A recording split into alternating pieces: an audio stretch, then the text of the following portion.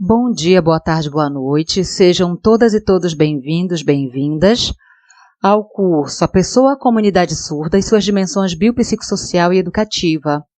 Neste vídeo, vamos tratar do módulo 3 do curso, que tem por tema o ser humano na educação histórico-cultural, de Vygotsky, e na pedagogia dialógica de Paulo Freire.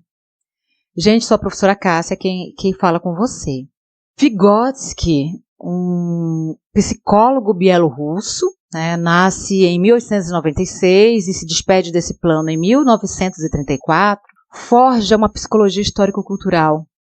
Uma psicologia que se contrapõe à psicologia que está nascendo aí no século XIX. E se contrapõe a uma psicologia que mantém o status quo. Uma psicologia que nasce e ratifica ideais de um Estado que se organiza a partir da colonização, do patriarcalismo, do sexismo.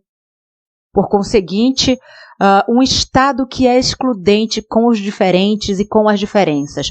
Um Estado que, fundamentado, sustentado por um referencial teórico, científico, racionalista moderno, é um Estado que segrega.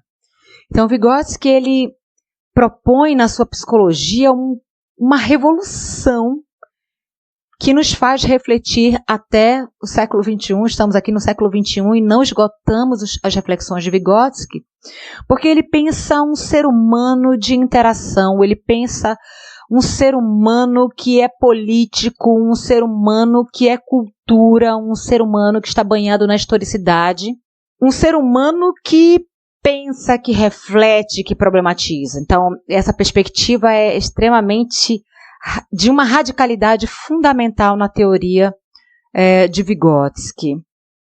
Por outro lado, nós temos um educador brasileiro, nordestino, o Paulo Freire, que nasce ali no Recife, em 19 de setembro de 21, e se despede desse plano em maio de 1997. Esse educador brasileiro é um educador que pensa e funda uma pedagogia da libertação, uma pedagogia libertadora freiriana, uma pedagogia que encontra com os seres humanos, uma proposta de educação em que as relações se dão dentro de uma dimensão de horizontalização, que é mediada pelo diálogo, pela problematização, pela consciência do ser humano de ser e estar no mundo. Interessante perceber que nesses dois teóricos um ponto de convergência. Ambos os teóricos são materialistas dialéticos, eles se apropriam do pensamento marxista, e ambos os teóricos veem um ser humano situado, datado, historicizado. Ambos os teóricos refletem sobre esse homem, sobre esse ser humano, como um ser que não é dado a priori, que não está condicionado a uma determinada situação de coisas, não está condicionado a um estado predado, mas um ser humano que, à medida que sofre a história, ele vive a história, ele produz a história. Ele tem essa potência de viver, sofrer a história, mas também de modificar a história. De ter uma capacidade autônoma de fazer a história com suas próprias mãos. O ser humano, na teoria histórico-cultural, Vygotsky assinala para a gente que é um ser histórico-cultural cujas funções psicológicas superiores têm uma base biológica, mas a estrutura de funcionamento dessas funções psíquicas superiores são elaboradas ao longo da sua história, da história da humanidade e da história individual dessa pessoa, desse ser, a partir dos modos culturalmente construídos de interpretar e organizar o real. Então, Vygotsky, ele traz para a gente esse ser que está banhado, mergulhado na história, que tem uma biologia, mas que a biologia não determina esse humano. A biologia é um segmento que constitui esse humano, mas que não determina esse humano, tá? Então, esse humano, ele chega num contexto social em que já há outros humanos fazendo a história e que na relação com esses outros humanos, esse ser humano ele vai construindo a sua identidade, ele vai aprendendo, ele vai internalizando. Primeiro numa dimensão interpsíquica desse humano na relação com os demais sujeitos no mundo, para um processo interpsíquico. Então, o aprender desse humano passa por essas duas dimensões. Interpsíquica, primeiro, para uma dimensão intrapsíquica. E esse humano ele está dentro de um lugar chamado cotidiano. E no cotidiano, na relação com os outros sujeitos, ele aprende e apreende o que é forjado no mundo da cultura. Paulo Freire aponta para a gente como ser humano, mulheres e homens, seres históricos sociais, nos tornamos capazes de comparar, de valorar, de intervir, de escolher, de decidir, de romper. Por tudo isso nos fizemos seres éticos. Somos porque estamos sendo. Estar sendo é condição entre nós para ser. Não é possível pensar os seres humanos longe sequer da ética, quanto mais fora dela. Estar longe ou pior, fora da ética entre nós, mulheres e homens, é uma transgressão. Do mesmo modo que o Vygotsky aponta esse humano como uma biologia, mas sobretudo um humano que está mergulhado no mundo cultural, e nesse mundo cultural ele se faz histórico, o Freire ele traz essa ética dessa dimensão humana, tá? Então nós nos tornamos humanos à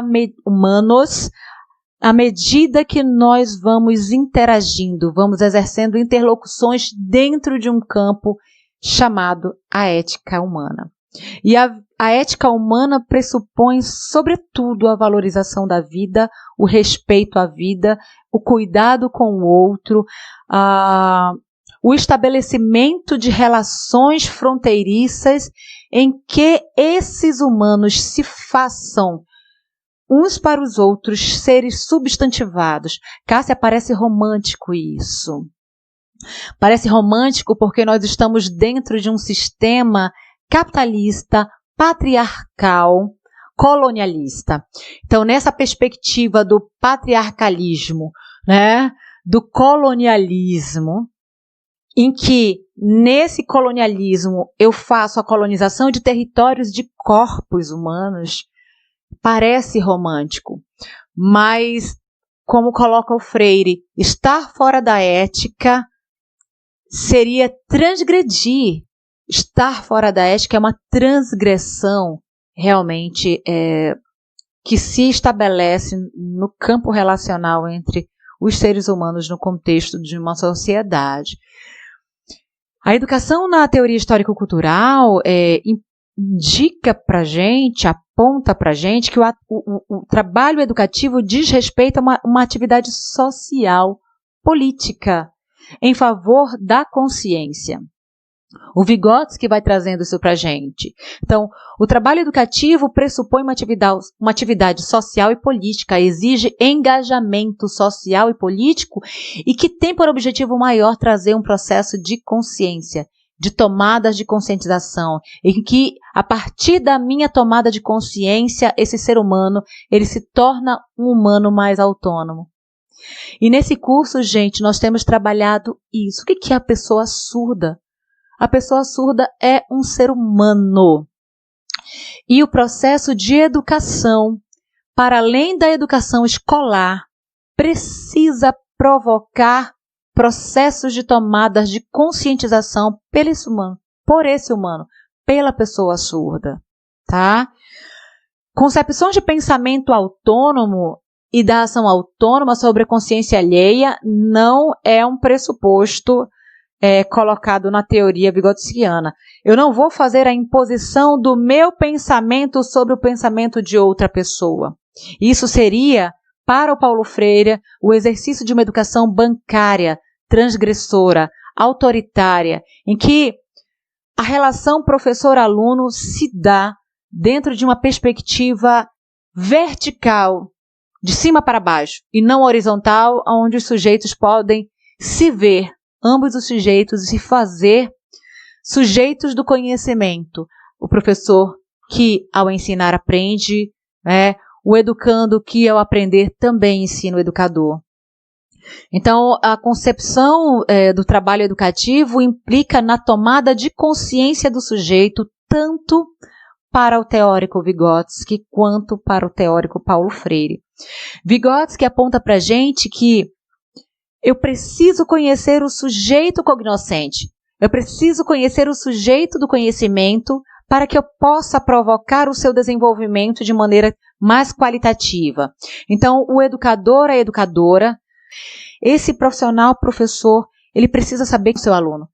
Quem é a criança, quem é o adolescente, quem é o jovem, quem é o adulto que está diante dele? Que saberes esse educando, esse aluno apresenta? Que saberes ele sabe? O que ele sabe? O que ele conhece? A partir do momento que o professor e a professora sabem o que ele sabe, o que a criança sabe, o que a criança compreende, o que o educando compreende, o que o sujeito compreende, ele já está se dando conta de uma zona de desenvolvimento real, que o Vygotsky chama de zona de desenvolvimento real. É aquilo que o menino, a menina, o jovem, adulto, a criança consegue desenvolver sozinho, sem a intervenção de uma outra pessoa.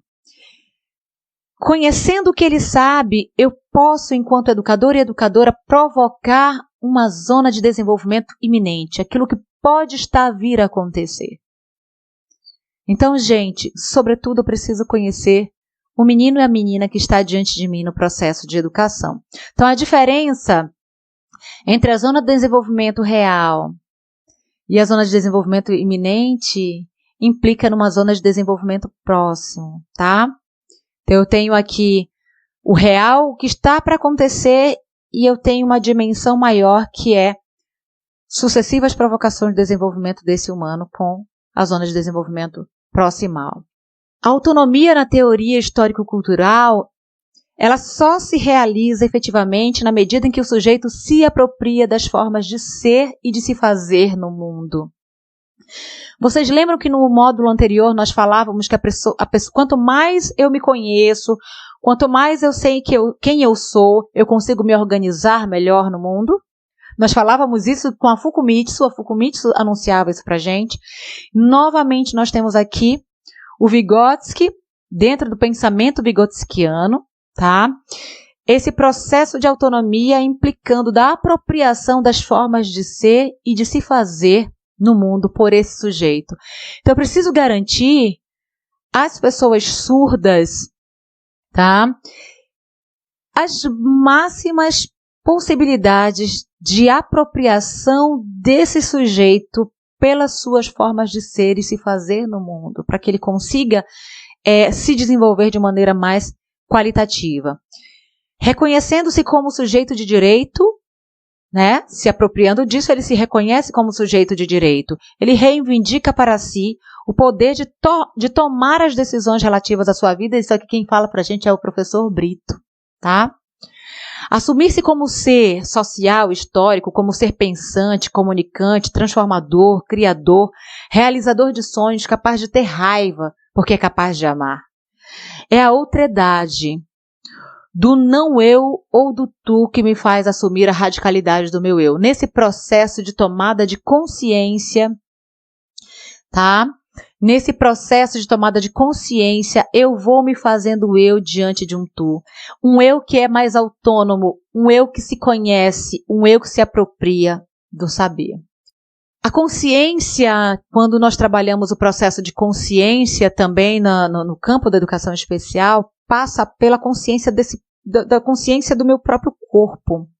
A pessoa surda, ela tem uma outra maneira de comunicar, que não é verbalizando. Então, o conhecimento desse corpo, da comunicação desse corpo é fundamental. A apropriação da pessoa surda, a imersão da pessoa surda no mundo de uma cultura linguística que lhe permita explorar a sua corporalidade, a sua corporeidade, é muito importante para o processo de consciência dessa corporalidade, dessa corporeidade do sujeito surdo, da pessoa surda, e que vem o grupo de surdos, propriamente surdos, vai se apropriar da língua de sinais. Tá? Então, o corpo que sente, o corpo que expressa, o corpo que anuncia dor, sofrimento, alegria, raiva, é um corpo que precisa ser conhecido, autoconhecido. E a gente se coloca a questão, eu me conheço? Eu conheço o meu corpo?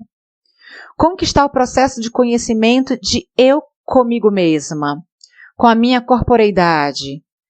Eu, professora Cássia, tenho um corpo extremamente alienado, um corpo que digita, um corpo que não sabe da potência de motricidade que tem. Né? Então, refletir sobre isso é fundamental, gente. A pessoa surda, qual é o conhecimento e apropriação que ela tem desse corpo? Eu estou falando dessa biologia aqui, dessa parafernália aqui. E como o processo de educação pode explorar essa parafernália, esse corpo, esse instrumento, para que esse sujeito empoderado, estando empoderado, conhecendo esse instrumento, tendo consciência de si, possa se desenvolver o mais plenamente possível e se expressar de maneira mais autônoma. O respeito à autonomia e à dignidade de cada um é um imperativo ético e não um favor que podemos ou não conceber uns aos outros. A ética nessa dimensão da autonomia, a ética e a autonomia. A ética pressupõe autonomia. A autonomia pressupõe a ética. Eu sou autônomo para realizar algo dentro de uma dimensão ética. Eu vou respeitar os outros grupos humanos que estão nessa relação. Então, não é fazer o que eu quero fazer, o que me dá na telha, o que me dá na cabeça. Mas é eu fazer as minhas ações, eu atuar com dignidade dentro dessa perspectiva da reciprocidade nessa comunidade de seres humanos. Tá?